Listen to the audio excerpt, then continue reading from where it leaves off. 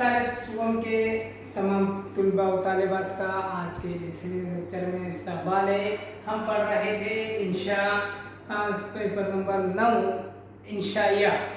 इंशाया क्या है इसके बारे में हमने इससे पहले भी पढ़ा है, उसकी तारीख और एक बार कह देना ज़रूरी समझता हूँ मैं कि वो सिर्फ क्या है। तो कहा गया है इंशाया वो सिर्फ नसर है जिसमें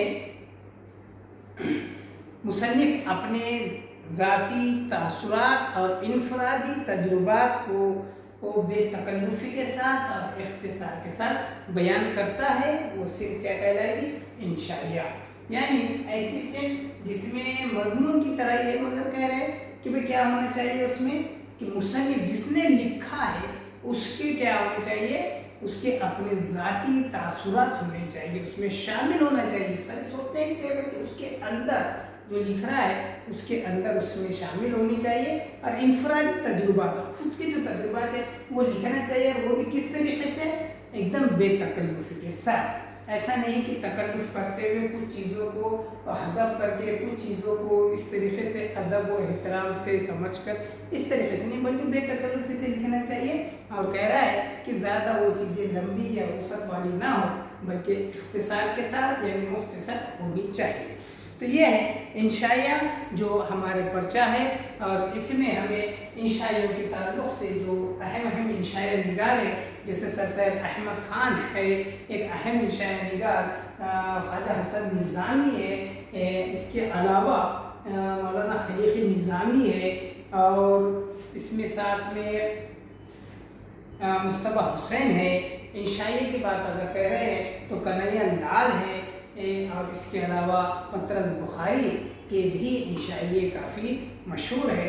डॉक्टर वज़ीर आका को पहला इंशा पर्दाज़ भी या एक अहम पर्दा निगार भी कहते हैं। तो खैर अब ये हो चुके इंशाये और कुछ इंशाई निगारों के नाम जो हमारे पास हमारे निसाब में मौजूद है। जैसा सर सैयद अहमद ख़ान ने ये इंशाये लिखे हैं, और उनका एक इंशाया अपने पास जो अपने शामिल निसाब है वह खुशामद। यानी खुशामद कितने बड़े एक बीमारी है, यह आज के दौर में बहुत ज़्यादा हमें नज़र आती है। क्यों? तो वो खुशामद करना कितना बड़ा एक बीमारी कह सकते हैं। क्यों? तो खुशामद करने से इंसान अपनी इज्जत, अपनी जो अपना जो वक़ार होता है वो खो देता है, और सिर्फ वो किसी के खुशामद करके ज़बरदस्ती के जो उसके काबिल भी नहीं होता उसके तारीफ़ें करके इंसान अपना कुछ आर्जी फ़ायदा निकालने के इसमें इतना ज़्यादा गिर जाता है, अपने मियार को गिरा देता है कि उसकी कोई इज्जत, कोई उसकी उक़्क़त नहीं होती। हो सकता है कि वक्ती तौर पर वो कुछ पैसे या कुछ ओहदा हासिल कर ले, लेकिन उसकी औक़ात उनके सामने भी बिल्कुल उसी जानवर कुत्ते की तरह हो जाती है, ये जो अपने मालिक के पास बैठे उसको चाटता है और दुम हिलाता है। इसको बहुत अच्छा अंदाज में सर सैयद अहमद ख़ान ने अपने इंशाये में बयान किया है। इसके अलावा आग के ताल्लुक़ से यहाँ पर दिया गया है, आंसू की सरगुज़िश्त कही गई है। ख्वाजा हसन निज़ामी इस पर है कि एक इंसान के आंसू जो होते हैं उसकी क्या आप बीती है, तो उन्होंने अपने तासुरात के ज़रिए आंसू के बारे में ज़िक्र किया है। इसके अलावा जुनून लतीफ़ा, फ़ुनून लतीफ़ा सुना था, जुनून लतीफ़ा यहाँ पर एक मज़ाहिया क्या कहेंगे, मज़ाहिया अंदाज में ये इंशाया लिखा हुआ है। घर याद आया, ये एक अहम कन्हैया लाल कपूर का तहरीर करदा इंशाया यहाँ पर है, जिसमें मुख्तलिफ़ अंदाज से मज़ाहिया अंदाज में ही क्या है ये इंशाये में बहुत अच्छी बातों का जिक्र किया गया है। खैर अब हम आते हैं कि इंशा और इंशा पर्दाज़ी क्या है। इंशाये का तो हम समझ चुके हैं, अब इंशा पर्दाज़ी क्या होता है इसको देखते हैं। तो देखिए इसके बारे में कहा गया है कि इंशा पर्दाज़ी वो फ़न है जिसे सीख कर एक शख्स अपने ख़यालात को उम्दा और मौसर अंदाज का रंगीन और खुशनुमा जामा पहना सकता है। जिस तरह एक मुसव्विर तस्वीर को मुख्तलिफ रंगों से सजाकर इसे खुशनुमा बना देता है, اسی طرح ایک انشاء پرداز اپنے خیالات کو مؤثر انداز میں اس طرح پیش کرتا ہے کہ وہ سامعین یا قارئین کے دل پر نقش ہو جاتی ہے۔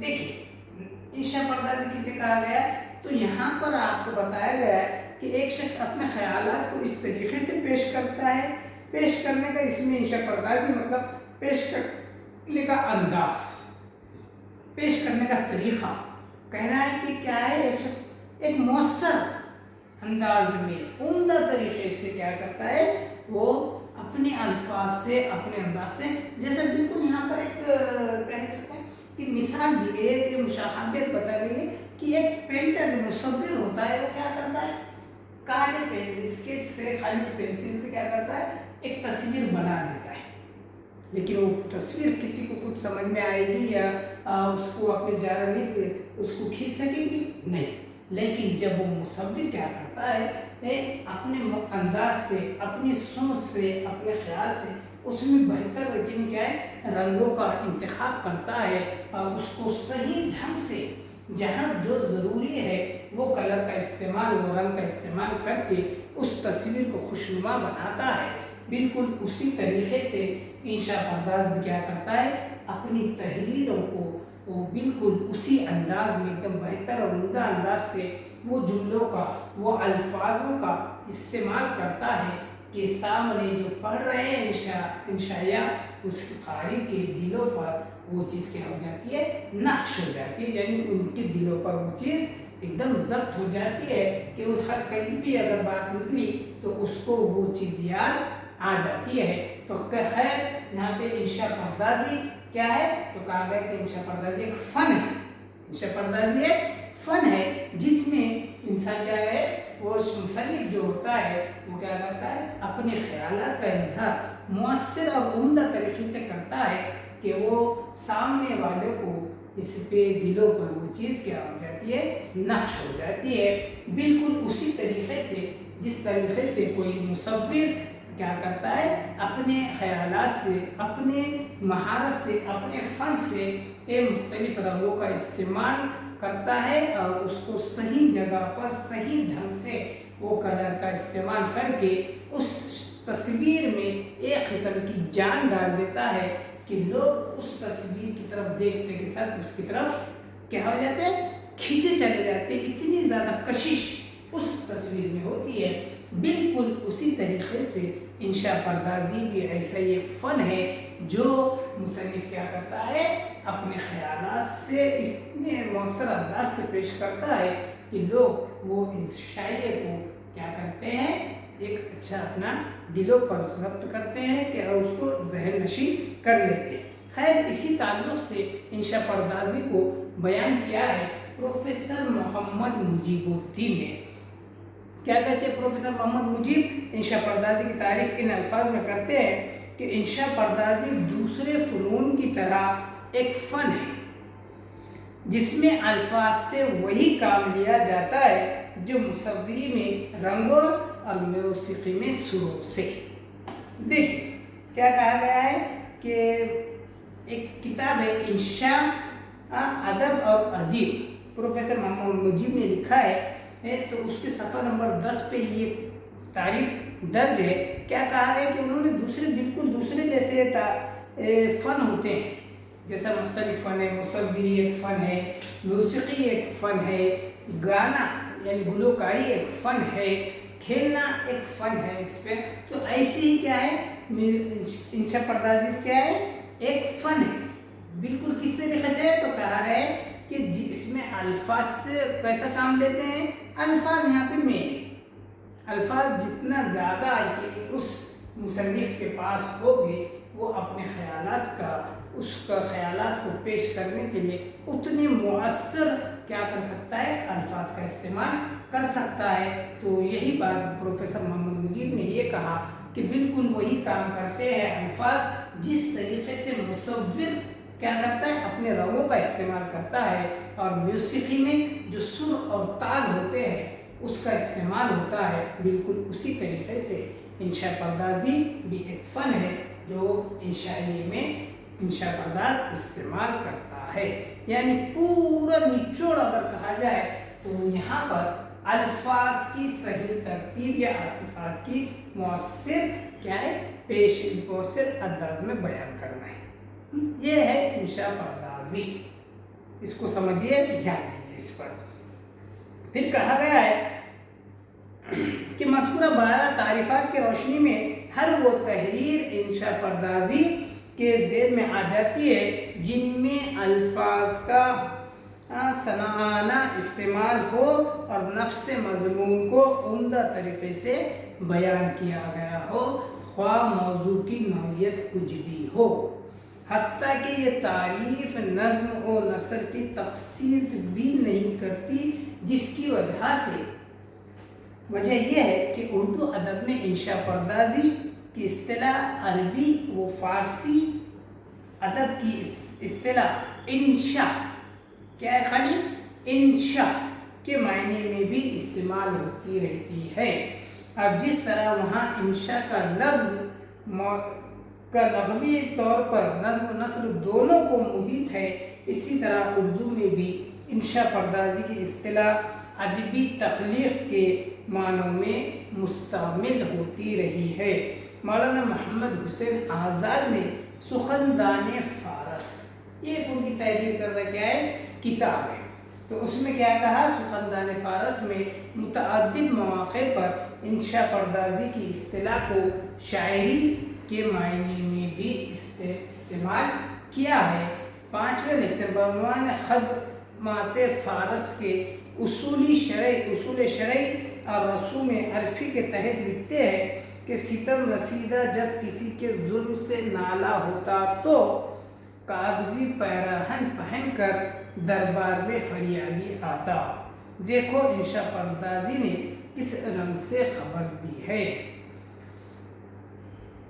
رسم قدیم ہے کہ جب کسی کا دیوالا نکل جاتا ہے تو دکان کے آگے کھڑا ہو جاتا اور بوق بجاتا ہے۔ انشاء پردازی نے اس سے آگاہ کیا اور اس کے ساتھ یہ بھی بتایا کہ خراس یا نچکی والے بھی بوق بجایا کرتے ہیں تاکہ اناج لانے والوں کو خبر ہو جائے۔ خیر، یہ باتوں سے اس بات سے بات ذہن میں رکھنا چاہیے کہ مختلف انداز سے یہ بات کہی گئی ہے۔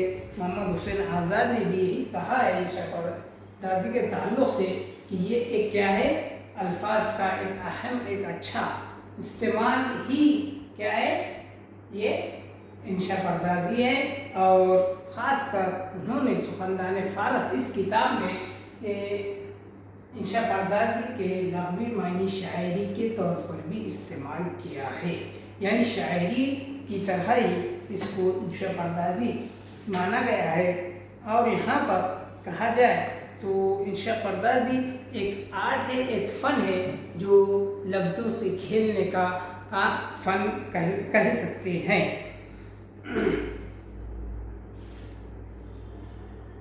ایک جگہ مولوی سید امیر حسین اپنی کتاب اردو انشاء پردازی و فن انشاء پردازی کے مختصر و جامع اصول و قواعد، اس کتاب میں وہ انشاء پردازی کی جو تعریف کرتے ہیں وہ کچھ اس طریقے سے ہے کہ انشاء پردازی یا مضمون نگاری علم و ادب کا ایک غیر معمولی جز اور خاص فن ہے۔ اسی فن کے ذریعے سے انسان اپنی علمی و ادبی، تمدنی و معاشرتی، مذہبی و تاریخی اور ہر قسم کی معلومات کو دوسروں تک پہنچا سکتا ہے۔ اگر انسان کو لکھنے کا اچھا سلیقہ ہو تو وہ اپنے خیالات کو ایسے مؤثر انداز میں پیش کر سکتا ہے کہ جس سے پڑھنے والوں کے دل متاثر ہو جائے، اور یہی لکھنے والے کی کامیابی کا ثبوت ہے۔ دیکھیں یہاں پر مولوی سید امیر حسین نے اپنی کتاب میں جو انہوں نے اس میں انشاء پردازی کے اصول و ضوابط کا ذکر کیا ہے، وہ بھی یہی کہتے ہیں کہ بھئی یہ ایک کیا ہے، فن ہے جس کے ذریعے انسان کیا کرتا ہے، اپنی علمی، تہذیبی، یہ تمدنی، معاشرتی، مذہبی اور تاریخی، یہ تمام جو اس کے پاس موجود ہوتے ہیں معلومات، ان معلومات کی بنا پر جب کوئی انشاء لکھتا ہے، انشاء تیار کرتا ہے، تو اس میں یہ سب کا نچوڑ والے الفاظ اس میں آ جاتے ہیں اور اتنے اچھے طریقے سے اتنے اچھے سلیقے سے وہ ان الفاظوں کو برتتا ہے کہ وہ سامنے والے یعنی قاری کو پڑھنے والے کو کیا ہے اتنا متاثر کرتا ہے کہ وہ اس میں خود میں کیا محسوس کرتے ہیں کہ اس پڑھنے کے بعد اس میں تبدیلی محسوس کرتا ہے. تو کہہ رہے ہیں کہ یہ تو قاری کا اپنی ایک کیا کہیں گے اس کی کامیابی ہے، لیکن اس میں سب سے بڑی کامیابی جو ہے وہ لکھنے والے کی کامیابی ہوتی ہے. اور اسی فن کو، اسی طریقے کو، اسی انداز کو کیا کہا جاتا ہے؟ انشاء پردازی کہا جاتا ہے بقول امیر حسین کی. دیکھیے یہاں پر بات پورے الگ انداز میں بیان کی گئی. یہ تو بات قدرتی طور پر طے ہے کہ ہر انسان کے اپنی اپنی انفرادی صلاحیتیں ہوتی ہے. اللہ تعالیٰ نے ہر ایک کو منفرد صلاحیتوں سے نوازا ہے اور ہر کوئی اپنے خیالات کا جب اظہار کرے گا تو دوسرے سے وہ کہیں نہ کہیں مختلف ہوگی ہی. انداز اس کا مطلب وہاں پر ہی آ جائے لیکن انداز کیا ہوتا ہے؟ بدل جاتا ہے. خیر یہ ایک تعریف کے بعد ہم ایک آخری اس کی تعریف دیکھ لیتے ہیں. وہ یہ ہے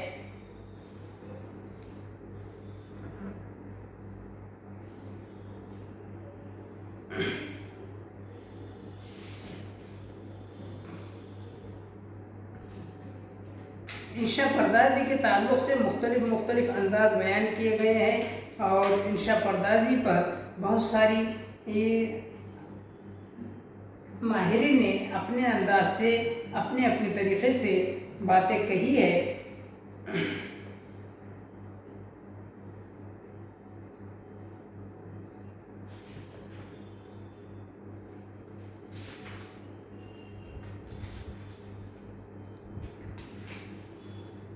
مختلف مثالوں کے ذریعے انشاء پردازی کا انداز بتایا گیا ہے جہاں اس کی اپنے پاس خاص کر جو اہم ہے وہ ہے انشاء پردازی کو سمجھنا اور اس کو وہ بات کو دھیان میں لانا، یہ ضروری ہے. خیر انشاء پردازی کے موضوع کو نئے زاویے سے پیش کرنے کا رنگ رویہ نئی اور اچھوتی تجزیات کا استعمال کی صورت میں ملتا ہے، لیکن اس کے باوجود قدیم انشاء پردازی کو جدید انشائیہ کی کسوٹی پر پرکھنا یا اسے انشائیہ کہنا مناسب نہیں. البتہ یہ کہا جا سکتا ہے کہ اردو کی قدیم انشاء پردازی کے بعض نمونوں میں انشائیہ کے کچھ اوصاف منتشر حالات میں موجود ہے کیونکہ وہ نثری تحریریں بھی جذباتی اور تخیلاتی رویوں کی پیداوار ہے.